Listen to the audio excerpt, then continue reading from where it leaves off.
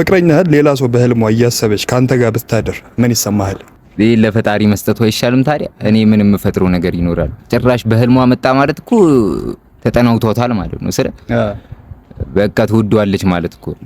ቢያንስ ቅዠት ቢሆን ወይ ያስቸገራት ነው ወይ እኔ በሌለውበት ያስጨንቃት ይሆናል ብዬ አስብ ነበር። ግን የኔ ፍቅር እያለች ከጠራችሁ ተስፋ መቁረጥ ነው ያለብን ብዬ አስባለሁ።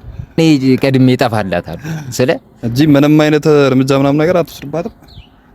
እንዴ ነገር ላይ እርምጃው ምን ይፈጥራል ብለህ?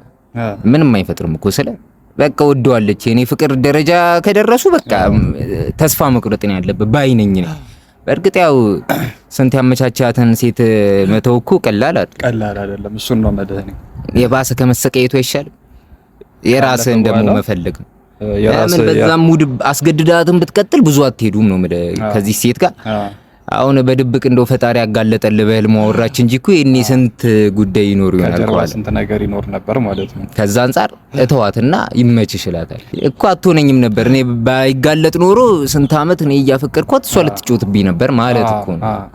ለዚህ እተዋታል።